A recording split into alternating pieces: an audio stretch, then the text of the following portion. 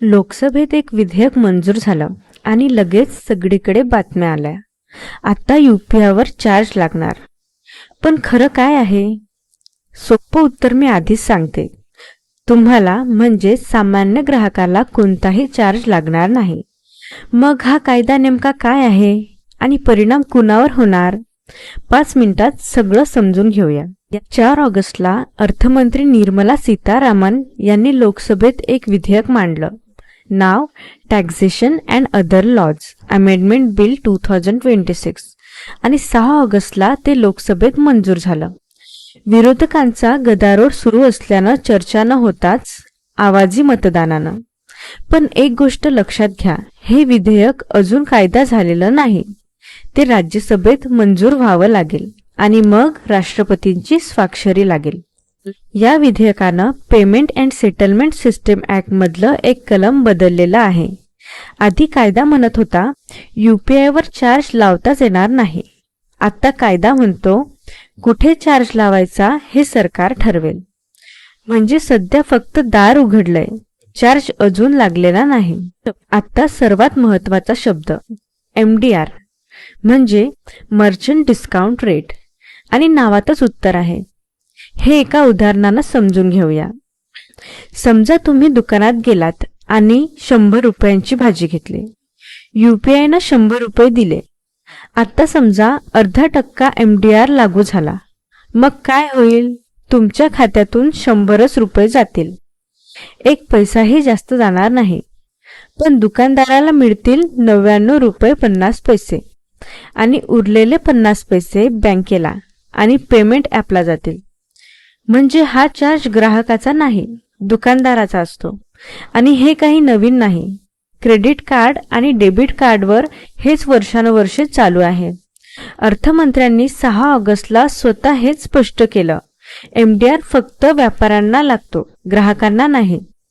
आता प्रश्न असा, 6 वर्ष व्यवस्थित चाललेलं मोफत UPI आता का बदलायचं? कारण अगदी साधं आहे. UPI तुमच्यासाठी फुकट आहे, पण ते चालवणं फुकट नाही. सर्व्हर, सुरक्षा, फसवणुकीची तपासणी, तक्रार निवारण या सगळ्या गोष्टींना पैसा लागतो. आतापर्यंत हा खर्च बँका, पेमेंट कंपन्या आणि सरकार उचलत होतं. पण आकडे बघा. UPIचे व्यवहार 2024-25 मध्ये सुमारे 185 अब्ज होते. 2025-26 मध्ये ते सुमारे 240 अब्जावर गेले. आज दर महिन्याला 15 अब्जाहून जास्त व्यवहार होतात आणि दुसरीकडे सरकारची मदत मात्र कमी होत गेली. 2023-24 मध्ये ती 3500 कोटी रुपये होती. 2025-26च्या अंदाजपत्रकात ती फक्त 427 कोटी राहिली. म्हणजे व्यवहार वाढत गेले आणि पैसा आटत गेला. हीच खरी अडचण आहे. आता सगळ्यात महत्वाचा प्रश्न, लागलंच तर कुणाला लागेल? सरकारी सूत्रानुसार सध्या जी चर्चा सुरू आहे त्यात 2 अटी आहेत.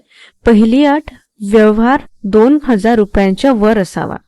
दुसरी अट, दुकानदाराची वार्षिक उलाढाल साधारणपणे 1 ते 1.5 कोटी रुपयांच्या वर असावी. म्हणजे मोठी दुकानं, मॉल्स आणि ई-कॉमर्स कंपन्या, भाजीवाला, चहाची टपरी, छोटी किराणा दुकान हे यात येणारच नाहीत. एका अंदाजानुसार या अटींमुळे जवळपास 90% व्यापारी चार्जच्या बाहेरच राहतील. आणि तुम्ही मित्राला किंवा नातेवाईकाला पैसे पाठवतात तेव्हा त्यावर चार्जचा प्रश्नच येत नाही, कारण MDR हा फक्त व्यापारी व्यवहारांवरचा असतो. पण हे सगळे अजून प्रस्तावच आहेत. दर किती, मर्यादा किती आणि कधीपासून यातलं काहीही अजून ठरलेलं नाही.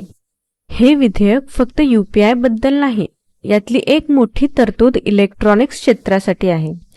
ज्या परदेशी कंपन्या भारतातल्या कारखान्यांकडून मोबाईल, लॅपटॉप, टॅबलेट किंवा सर्व्हर बनवून घेतात त्यांना मिळणारी करसवलत आता 2040 ते 41 पर्यंत वाढवण्यात आली आहे. हा मेक इन इंडियाला थेट फायदा आहे. मोठ्या परदेशी कंपन्यांनी भारतातच उत्पादन करावं हा यामागचा हेतू. याशिवाय विधेयकात डेटा सेंटर, परदेशी गुंतवणूक निधी आणि हिरे उद्योगाबाबतही तरतुदी आहेत. आता पुढच्या पायऱ्या 3 आहेत. 1. विधेयक राज्यसभेत मंजूर व्हावं लागेल. 2. त्यानंतर सरकारला राज्यपत्रात अधिसूचना काढावी लागेल. त्यात कोणत्या पेमेंट पद्धतीवर चार्ज लागेल हे स्पष्ट होईल. 3. रिझर्व्ह बँक त्यासाठी नियम तयार करेल. रिझर्व्ह बँकेचे गव्हर्नर संजय मल्होत्रा यांनी 5 ऑगस्टला सांगितलं की MDRची रचना काय असेल यावर बोलणं अजून खूप लवकर आहे आणि NPCIच्या समितीनंही अजून काहीच ठरवलेलं नाही. थोडक्यात सांगायचं तर घाबरण्यासारखं काहीही नाही. तुमचं UPI आजही मोफत आहे आणि सामान्य ग्राहकासाठी ते तसंच राहील असंच सध्याचं चित्र आहे. पण एक खरा प्रश्न पुढे विचारायचा आहे. जर मोठ्या दुकानांना चार्ज लागला तर ते तो वस्तूंच्या किमतीत टाकतील का? तुम्हाला काय वाटतं कमेंटमध्ये सांगा. आणि ज्यांना या बातमीमुळे गैरसमज झालाय अशा मित्रांना हा व्हिडिओ नक्की पाठवा. लाईक करा, सबस्क्राईब करा. भेटूया पुढच्या व्हिडिओमध्ये. धन्यवाद.